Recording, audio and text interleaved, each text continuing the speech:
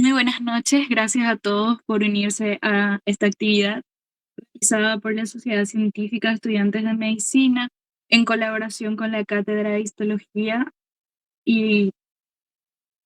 de Histología y Embriología de la FACISA UNE y las federaciones de INSA y FELSUCEM. El día de hoy vamos a estar tocando el tema de histología renal. El ponente es el universitario Daniel Mancuello, alumno del tercer curso de la Facultad de Ciencias de la Salud de la Universidad Nacional del Este, instructor, instructor auxiliar de la enseñanza de la Cátedra de Histología y Embriología, oficial local del Comité de Salud Pública del IFMCA y miembro de la Sociedad Científica de Estudiantes de Medicina de la Universidad Nacional del Este. Te escuchamos. Buenas noches. Eh, la verdad que es un honor haber sido invitado para hacer esta ponencia esta noche, esta tarde. Y bueno, si es que están de acuerdo, podemos iniciar ya.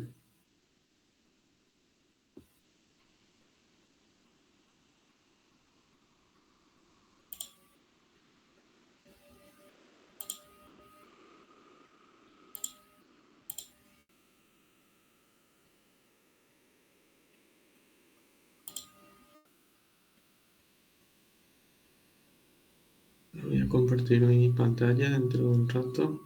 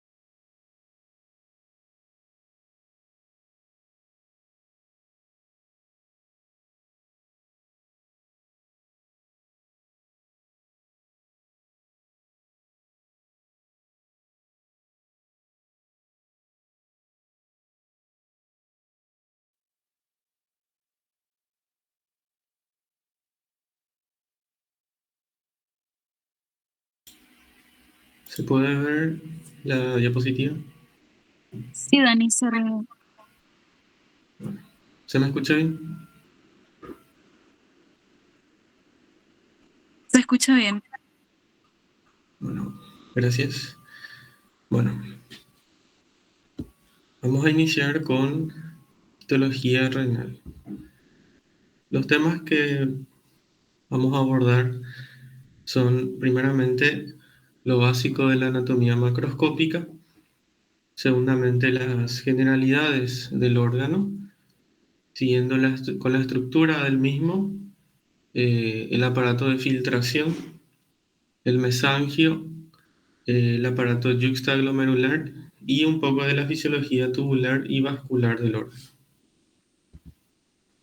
Bueno, iniciando con la anatomía macroscópica, sabemos que el órgano se organiza primeramente en una corteza y internamente en una médula. Podemos a su vez observar varias estructuras que se hacen notar por la coloración. Una de ellas es la pirámide renal, que conforma parte de la médula renal, y la columna renal, que es una extensión de la corteza.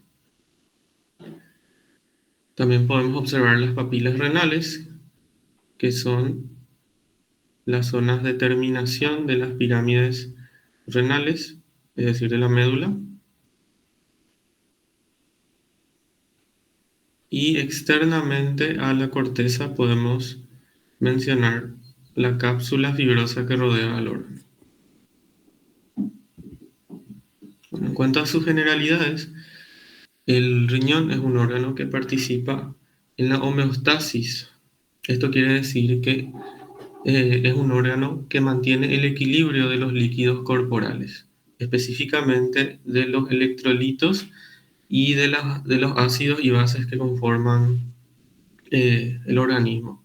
Asimismo, también sirve para la eliminación de los desechos del metabolismo. El riñón también tiene una función endocrina, ya que tiene la capacidad de secretar eritropoyetina, que es una hormona que actúa a nivel de la médula ósea, aumentando el recuento de eritrocitos en sangre, en, por ejemplo, situaciones en las que hay un requerimiento mayor de oxígeno.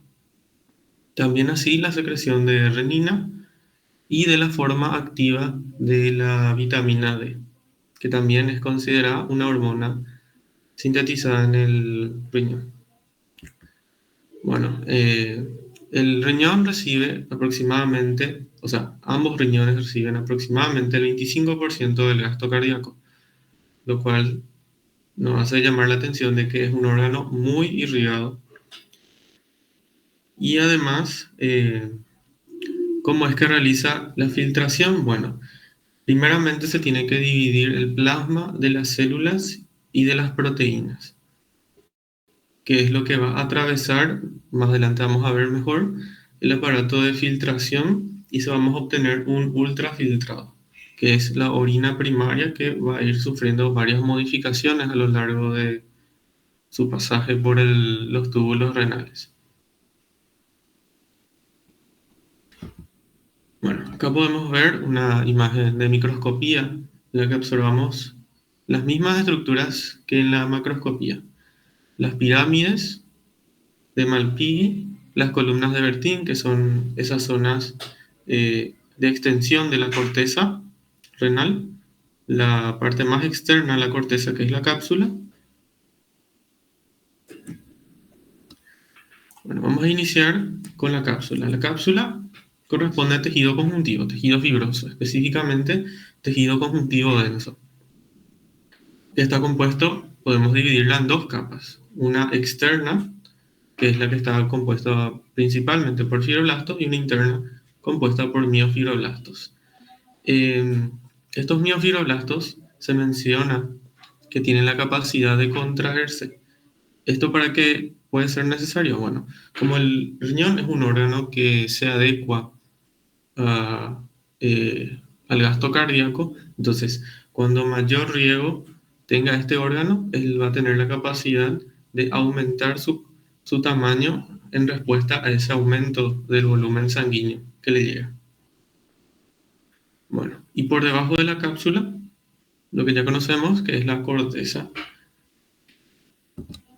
Bueno, la corteza es esa zona pardo rojiza en donde la mayor parte de la sangre se encuentra. Por eso es que observamos, tanto macroscópica como microscópicamente, que la zona de la corteza es más rojiza que la zona de la médula porque es la que alberga la mayor parte de la sangre que le llega al riñón.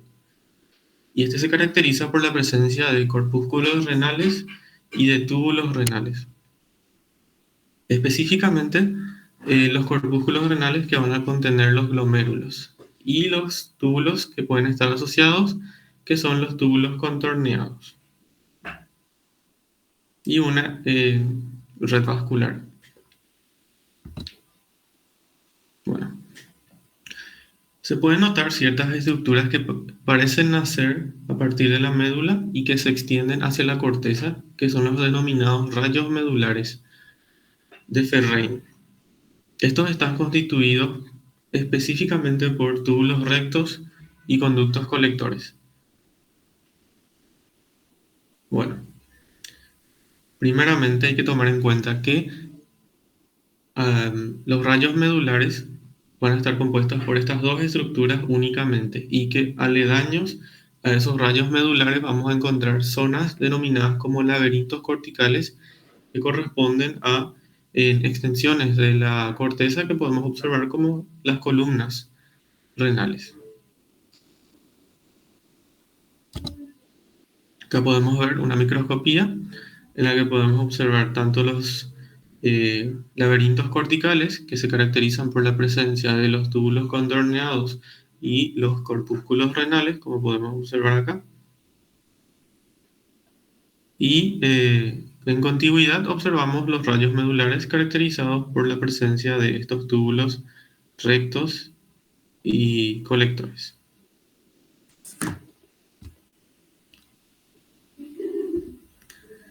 Acá otra microscopía, observamos las mismas características, los laberintos corticales, donde observamos los túbulos contorneados y también corpúsculos renales. En intermedio, los rayos medulares que presentan los túbulos rectos y corticales.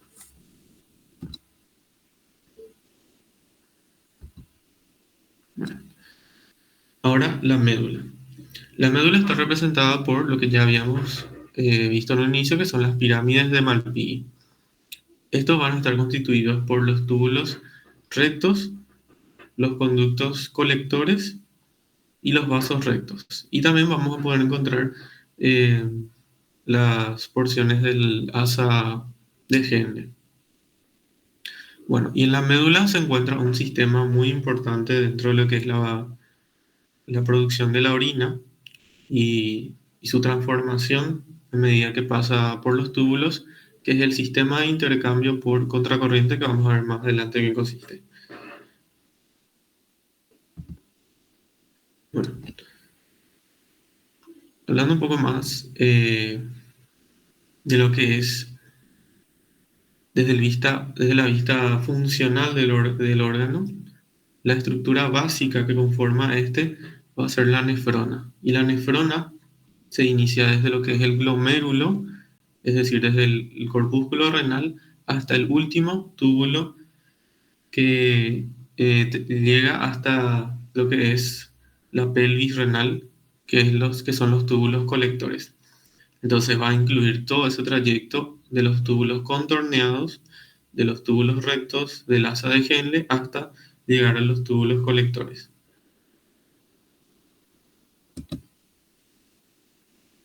Bueno, describiendo un poco la arquitectura del corpúsculo renal, podemos encontrar dentro de él lo que serían los glomérulos. El glomérulo comprende a aquellas estructuras endoteliales o capilares que son los lugares justamente por los que llega la sangre al riñón para ser filtrado. Bueno, podemos encontrar también la cápsula de Bowman, que delimita muy bien el espacio urinario, que es el espacio donde se va a originar la orina primaria. También encontramos lo que es el mesangio, que es el tejido intersticial que se encuentra entre los capilares o entre los glomérulos y rodeando a lo que serían los capilares en contacto con la cavidad de la cápsula de Bowman se encuentran los podocitos, que conforman también parte de la cápsula de Bowman, por lo que se denominan también como capa visceral de la cápsula. Y se puede identificar dos polos dentro de lo que es el corpúsculo renal. Un polo vascular, que es por donde llega la arteriola aferente, y una arteriola eferente que emerge del corpúsculo renal. La arteriola aferente llega y origina todo este penacho capilar y luego origina lo que es la arteriola eferente en su terminación. Bueno, y el polo urinario, que corresponde a una continuación de lo que es la cavidad de la cápsula de Bowman, donde se origina la orina primaria. Hablando un poco del aparato de filtración, el aparato de filtración va a estar constituido por tres componentes: el endotelio glomerular, o sea, por las células que delimitan los capilares. También por fuera de este va a estar la membrana basal glomerular y externamente a esta membrana basal van a estar los podocitos. Esos tres componentes conforman lo que es el aparato de filtración. Una característica de este endotelio es que es fenestrado. Eso quiere decir que el endotelio o que las células endoteliales se encuentran separadas entre sí y que presentan entre ellas poros por los cuales pueden atravesar los distintos componentes de la sangre y entrar en contacto con, por ejemplo, la membrana basal o los podocitos en el proceso de filtración.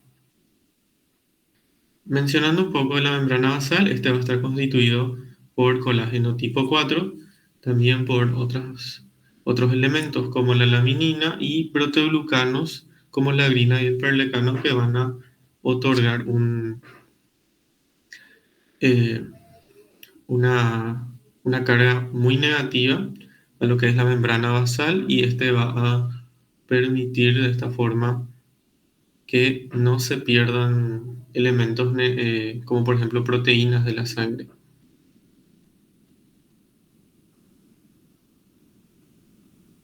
Ahora mencionando un poco sobre los podocitos van a ser como células alargadas que presentan evaginaciones que van a recubrir todo lo que es el, el glomérulo. Y estos, a su vez, además de poseer evaginaciones, cada una de esas evaginaciones va a tener otras evaginaciones secundarias que son conocidos como los pedicelos, que van a formar espacios entre sí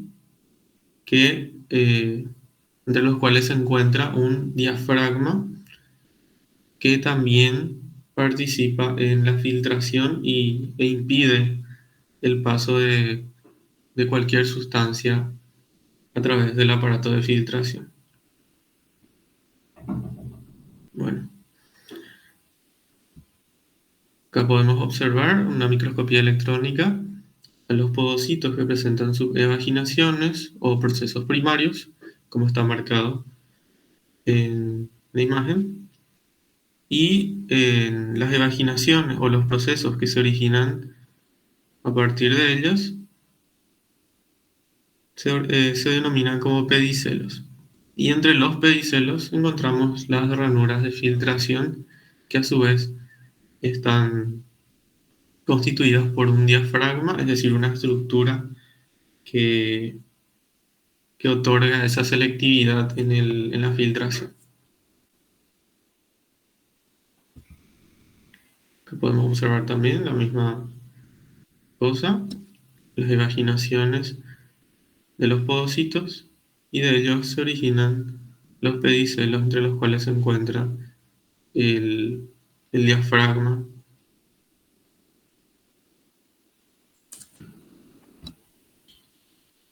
Bueno, en esta microscopía podemos observar las distintas estructuras que conforman el corpúsculo renal.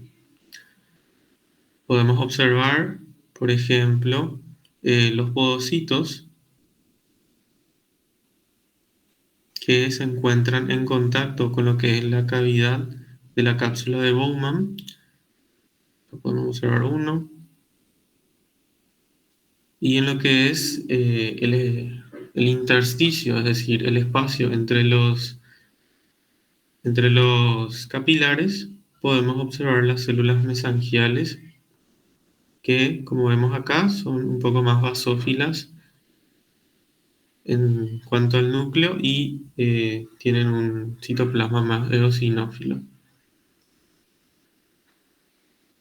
También podemos observar lo que es el epitelio de la cápsula de Bowman, que corresponde a un epitelio plano simple. Y también podemos hacer mención a lo que es el polo urinario, que en este caso se hace notar en la parte de abajo de la imagen, con el inicio del túbulo proximal.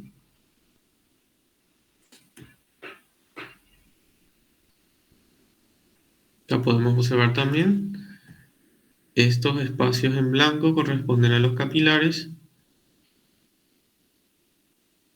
También podemos observar lo que es la capa parietal de la cápsula de Bowman, que está conformado por células planas. un epitelio plano simple. Y en lo que es el intersticio entre los capilares observamos estas células denominadas como células mesangiales. Bueno, y externamente a los capilares observamos los podocitos que, como podemos ver, miran hacia lo que es la cavidad de la cápsula de Bowman.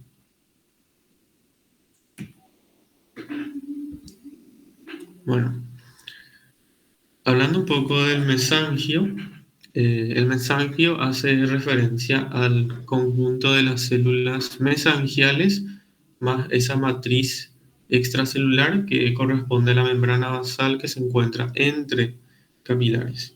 Acá podemos observar en esta imagen representativa varios capilares entre los cuales se encuentra la membrana basal de esos y en ese espacio se encuentran las células mesangiales. Bueno, también podemos mencionar que además de tener células mesangiales dentro de lo que es el corpúsculo renal, también podemos encontrar células mesangiales en lo que es en la parte extraglomerular, es decir, por fuera de lo que es el corpúsculo renal, que vamos a ver más adelante eh, para qué sirve.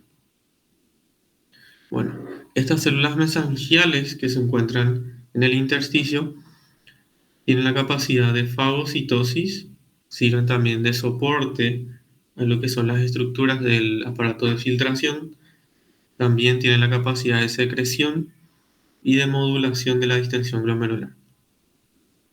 Esta capacidad de fagocitosis sirve, por ejemplo, ante ciertas sustancias que se extravasan del endotelio que o no deberían de filtrarse o se filtraron inadecuadamente.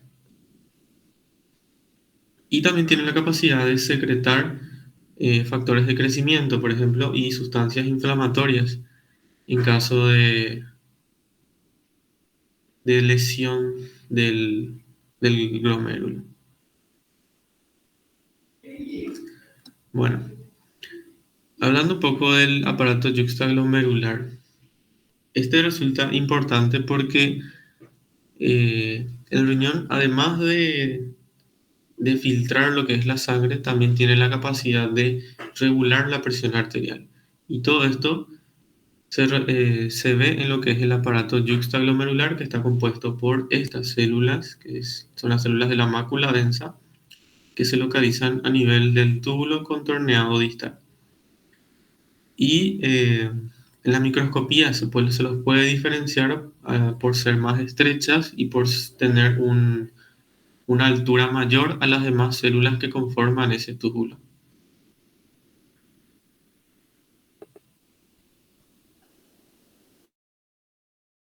Y también podemos encontrar, formando parte del aparato yuxtaglomerular, a las células mesangiales extraglomerulares, que como ya había mencionado, tienen la característica de ser de células mesangiales, al igual que las que se encuentran dentro del glomérulo, pero en este caso la diferenciación es que se encuentran por fuera del corpúsculo renal.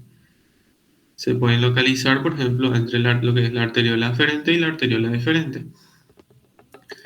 Y en relación a la arteriola aferente vamos a encontrar unas células que se denominan como células yuxtaglomerulares, que tienen la característica de ser células musculares lisas modificadas.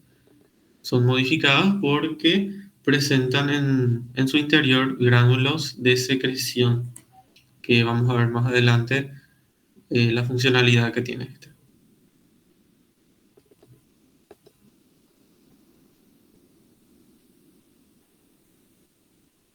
Bueno, hablando un poco de lo que es el sistema renina-angiotensina-aldosterona, vamos a ver que hay dos factores que pueden activar este sistema.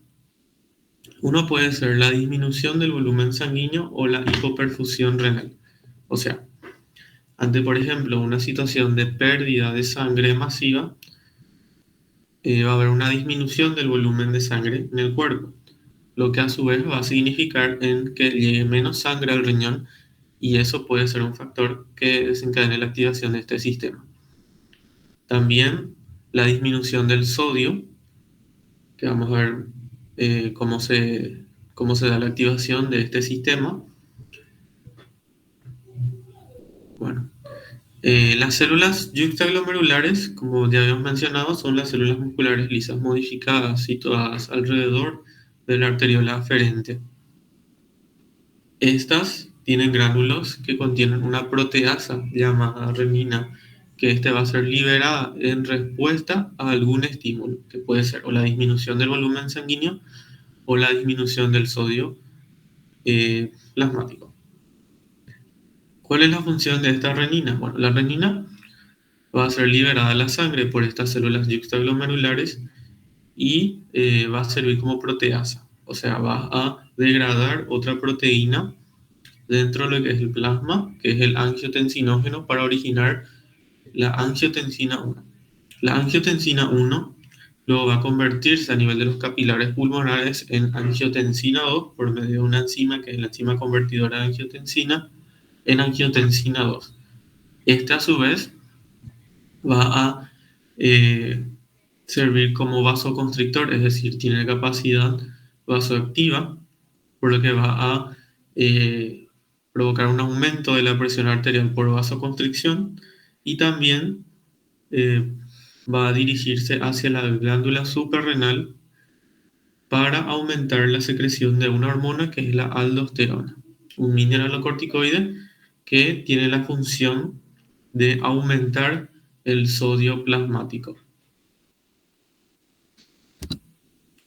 Acá podemos ver un esquema en el cual existe una caída de la presión arterial que va a ser como el factor, en este caso activador, lo que va a significar en una menor irrigación al riñón, va a incidir ese factor sobre las células yuxtaglomerulares para que se produzca la renina, este, escinda lo que es el angiotensinógeno, se produzca la angiotensina 1 y la angiotensina 1 va a pasar por lo que es la enzima ECA para convertirse en angiotensina 2, que va a servir para el aumento de la presión arterial por ser una sustancia vasoactiva, es decir, va a actuar a nivel de lo que son los vasos sanguíneos para disminuir su calibre y aumentar de esta forma la presión arterial.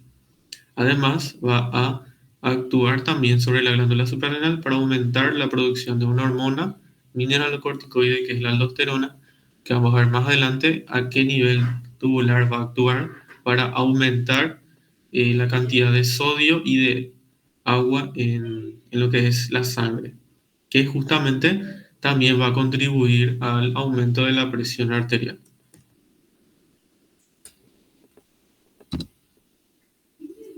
Bueno, hablando un poco de lo que es la funcionalidad de los túbulos, eh, ese filtrado, que es la orina primaria que se va a originar, va a pasar por diversos cambios a lo largo de los túbulos renales. Y existen distintos procesos para esto. Puede realizarse una reabsorción que puede ser o parcial o completa. Otras sustancias pueden secretarse, es decir, liberarse hacia los túbulos o también tenemos la situación en la que todos estos cambios que pueden darse a nivel de los túbulos renales van a contribuir al final a lo que es a la concentración de orina. Por lo que de esto podemos incidir de que no solamente va a modificarse eh, lo que es el contenido iónico de la orina, sino también el contenido de agua y de otros elementos en la orina. Bueno, a partir del corpúsculo renal, específicamente de lo que es la cápsula de Bowman, se va a originar un primer túbulo, que es el túbulo contorneado proximal, que va a ser el principal en lo que es la reabsorción de los distintos elementos que se van a encontrar en la orina primaria. Bueno, ¿y cuál es la característica de las células que se encuentran en este túbulo? Bueno, estas células tienen la característica de que presentan microvellosidades exuberantes. Además de esto, tienen pliegues que son muy complejos y también presentan estriaciones basales que corresponden a las mitocondrias de gran tamaño que se localizan preferentemente en lo que es la zona basal de las células tubulares. En este punto vamos a tener lo que es la reabsorción de, por ejemplo, casi el 100% de la glucosa por medio de un cotransportador que se denomina como SGLT2. También se va a poder realizar la reabsorción de agua en este punto por medio de una aquaporina, que es una proteína poro que va a servir para la captación de agua por ósmosis. Y en lo que es la membrana vasolateral vamos a encontrar la bomba de sodio-potasio que va a permitir el bombeo de los iones sodio hacia el intersticio para mantener ese gradiente de concentración hacia el intersticio. Y otros elementos que también se reabsorben en el túbulo contorneado proximal son casi la totalidad de los aminoácidos por medio también de cotransportadores de sodio y aminoácidos.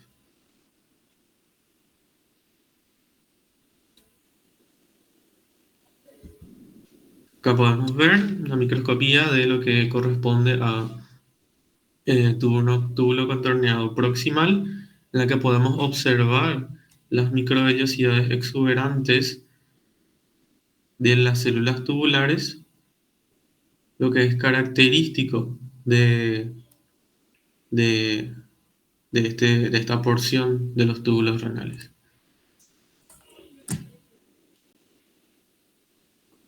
Acá en la misma situación podemos observar esas microvellosidades que se hacen notar muy bien.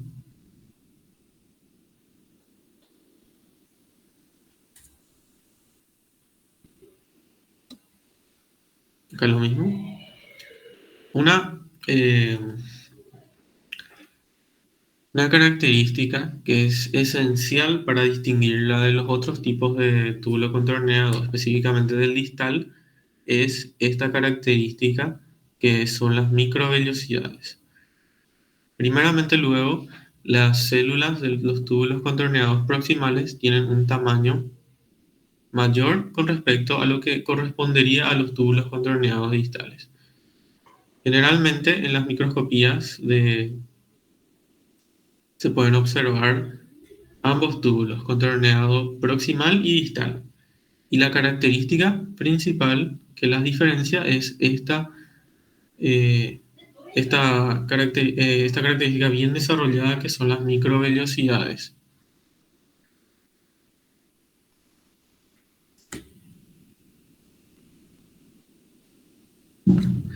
Hablando un poco de lo que es el túbulo recto proximal, es una continuación de lo que es el túbulo contorneado proximal y también se le denomina como la rama gruesa descendente del asa de Henle. Acá en este esquema podemos observar como lo que está marcado con el número 2 va a corresponder al túbulo contorneado proximal. Se denomina como contorneado porque tiene este patrón de dispersión.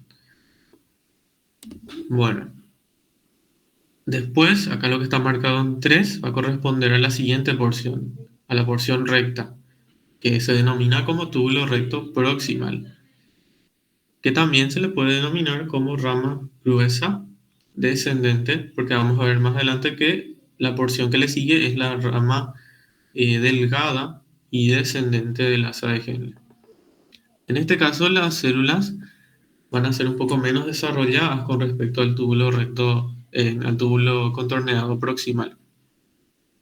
Van a tener unas microvellosidades menos desarrolladas y además las mitocondrias van a ser más pequeñas y no van a concentrarse principalmente en la zona basal de la célula. Y donde podemos observar en los rayos medulares. Los túbulos rectos vamos a observar preferentemente en los rayos medulares.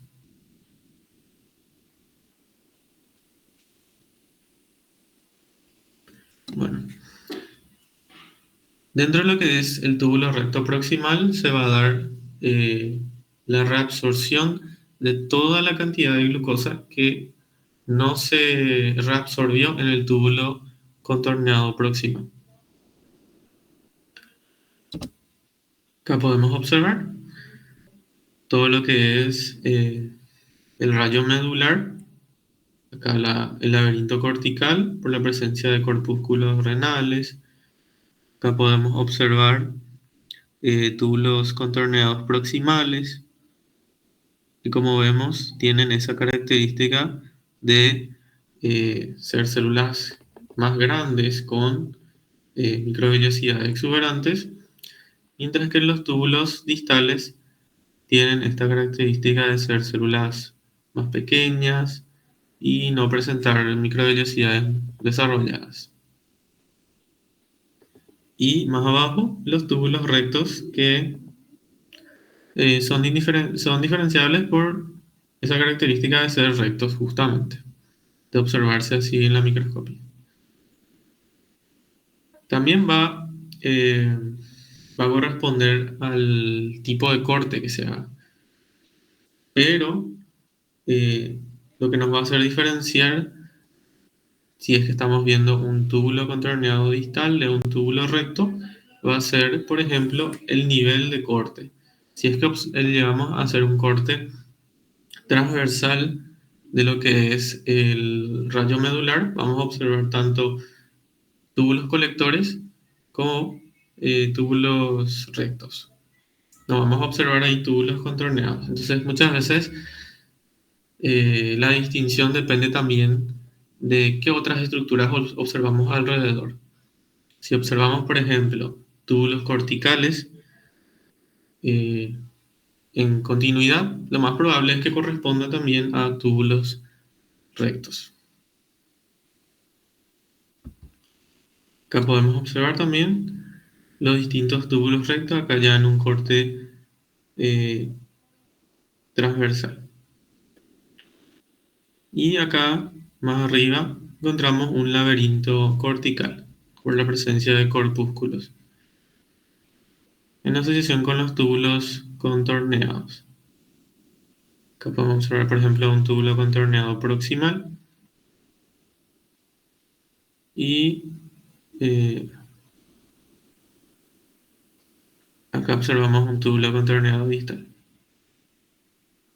Y más abajo observamos los túbulos rectos que se caracterizan por en esas células menos desarrolladas, con pocas microvellosidades y que se encuentran eh, en asociación con los túbulos corticales.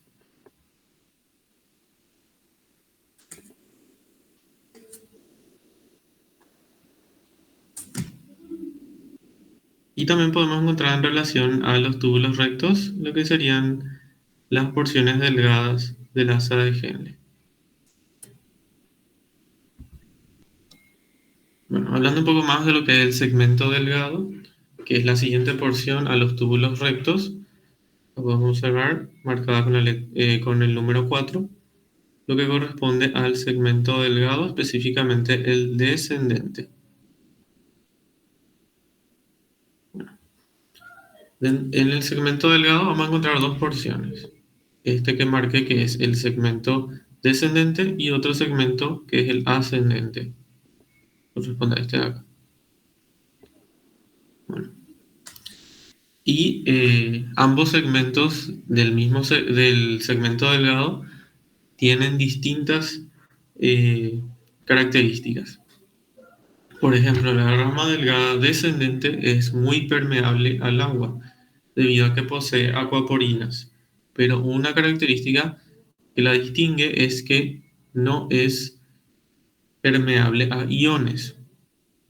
Vamos a ver que el túbulo, quiero decir, el segmento delgado, pero la porción ascendente sí es permeable a los iones y es impermeable, o sea, no deja pasar al agua. Bueno, ¿qué es lo que va a pasar con la orina en este punto, a nivel de la porción descendente del segmento delgado?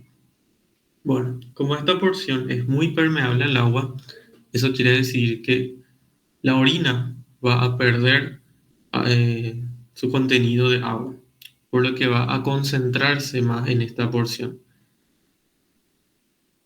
Luego, en la rama ascendente, lo que va a pasar es que esta porción, como no es permeable al agua, va a perder los solutos que se encuentran en él.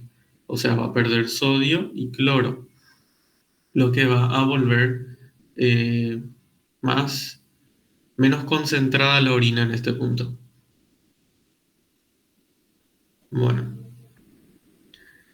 otra cosa para mencionar del segmento delgado, específicamente de la porción ascendente, es que este va a servir para el funcionamiento de lo que es la rama delgada descendente.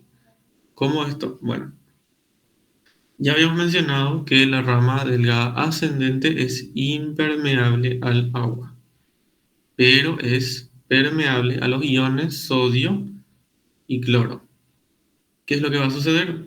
Bueno, los iones sodio y cloro van a ser eh, transportados desde los túbulos hacia lo que es el intersticio renal, o sea, al tejido que rodea a los túbulos renales, donde se va a concentrar esos iones y va a generar un gradiente de concentración que va a servir para la rama delgada descendente para generar un proceso de ósmosis a partir de esta rama delgada descendente y que en esa porción la orina se concentre más debido a esa pérdida de agua por ósmosis creada a partir de, eh, del transporte de iones a partir de la rama delgada ascendente. Bueno, por eso es que la porción eh, delgada ascendente también se le denomina como segmento diluyente de la nefrona, debido a que en este punto se pierden los solutos, los iones, por lo que se vuelve menos concentrada la orina. Y en esta imagen podemos observar todo lo que corresponde a segmento delgado de la asa de Henle. En este caso no podemos diferenciar entre lo que sería la porción ascendente y descendente. Y la característica es que, como dice su nombre, son túbulos muy delgados con células aplanadas que se diferencian muy bien de los demás túbulos, como en este caso los túbulos rectos y corticales. Y también podemos encontrar en relación a, a la porción delgada los vasos rectos, que también contribuyen a generar esa hiperosmolaridad en el intersticio renal. Acá podemos observar otra microscopía, en la que observamos los segmentos delgados constituidos por las células planas, en contraste con, por ejemplo, los túbulos corticales y los túbulos rectos.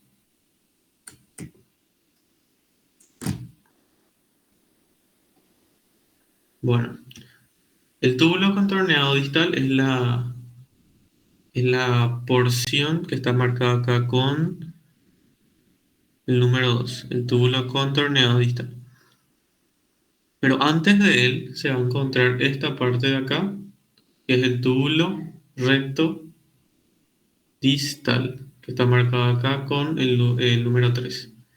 Esta porción también se le puede denominar como rama gruesa ascendente del asa de Henle, que presenta las mismas características en cuanto a su función que la porción ascendente delgada. Bueno, el túbulo contorneado distal, a diferencia de lo que es el túbulo contorneado proximal, va a tener poco desarrollo de microvellosidades, va a ser impermeable al agua, igual que las porciones anteriores, y una característica muy interesante es que es sensible a la paratohormona. Es decir, que en este punto, en el túbulo contorneado distal, se da principalmente lo que es la reabsorción de calcio en respuesta a la liberación de esta hormona, la paratohormona. Bueno, también en este punto, en el túbulo contorneado distal, se reabsorbe sodio y se secreta potasio. Se reabsorbe también bicarbonato y se secreta protonhidrógeno. Se reabsorbe cloruro y se secreta amonio, que actúa como un ácido en el cuerpo.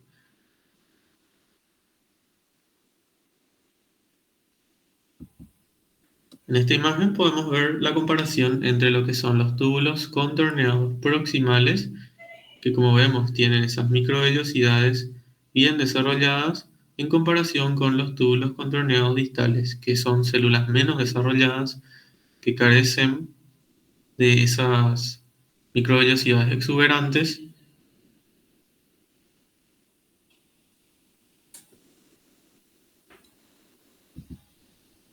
que la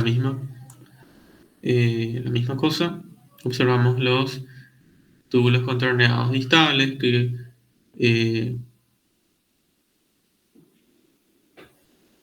que tienen esa característica de poseer células con pocas microvellosidades o microvellosidades poco desarrolladas.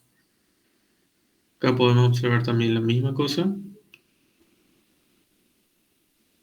Y también observamos acá porciones delgadas de lo que son lo que es la asa de Henle.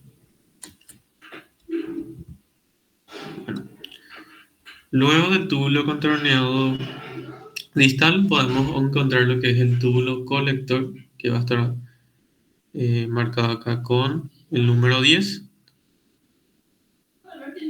El túbulo contorneado distal va a desembocar en lo que es el conducto colector, que como dice su nombre va a recoger toda la orina de ese lobulillo.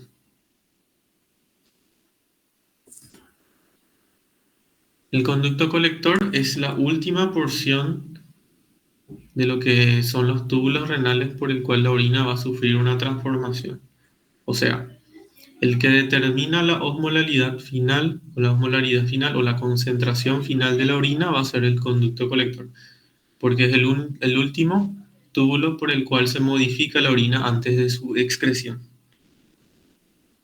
En esta porción es donde se da también la reabsorción de agua, se da también la reabsorción de urea, que va a funcionar también para lo que es eh, la hiperosmolaridad o el gradiente de concentración para la reabsorción de agua en este conducto. Y podemos encontrar en lo que es el conducto colector dos poblaciones celulares: las células claras, o también denominadas como células principales, y las células oscuras, también denominadas como intercaladas.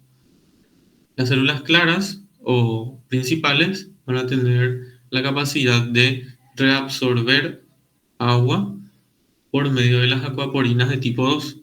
Estas acuaporinas están reguladas por una hormona que es secretada por la neurohipófisis, que es la hormona antidiurética o vasopresina, que, como dice su nombre, va a aumentar la reabsorción de agua. Y también estas células claras o principales son sensibles a la aldosterona, que sirve también para la reabsorción de agua y de sodio a lo que es la sangre. Y las células oscuras o intercaladas pueden secretar o hidrógeno o bicarbonato, dependiendo de la situación.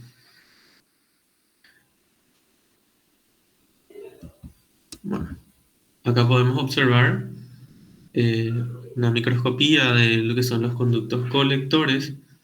La característica principal que los hace diferenciables a la microscopía es que presentan estas zonas estas zonas de adherencia que la separan muy bien a las células cúbicas del epitelio del conducto colector. Son células cúbicas que se encuentran muy bien delimitadas. Esa es la característica que las diferencia de los demás conductos. Al observar esta clara diferenciación entre los límites de una célula con respecto a otra, podemos determinar de que se trata de un conducto colector. Observamos estas líneas más oscuras que diferencian bien los límites de cada célula, que es lo que caracteriza a los túbulos colectores. Acá también podemos observar.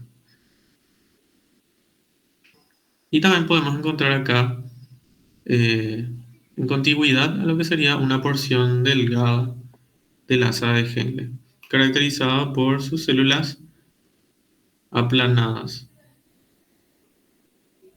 Bueno, acá es la misma cosa. Observamos acá un conducto colector que se caracteriza por esas limitaciones bien definidas entre las células cúbicas. Bueno, y una vez que los conductos colectores eh, se llegan hasta lo que es la papila renal, que es el punto de terminación de las pirámides de Malpighi o las pirámides renales, van a localizarse en un área que se denomina como área criosa, que es el punto donde confluyen todos los conductos colectores que van a depositar la orina eh, ya definitiva en lo que son los cálices menores. Luego de ese punto ya no va a sufrir modificaciones la orina. Y acá podemos observar los distintos túbulos colectores o conductos colectores que desembocan a nivel del cáliz menor. Y en conjunto todos estos túbulos colectores que desembocan en la papila se denominan como conductos de Bellin. Y eso es todo. Muchas gracias por la atención. Muchísimas gracias, Dani. Excelente ponencia. La verdad es un honor tenerte también como miembro. ¿Alguien tiene alguna pregunta?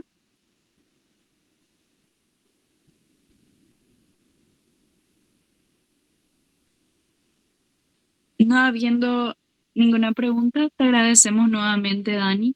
Esta charla será grabada y subida posteriormente a YouTube y pasaremos el link de existencia en el grupo de WhatsApp. Muchas gracias a todos. Buenas noches. Gracias a ustedes por la oportunidad y gracias por la atención también. Buenas noches.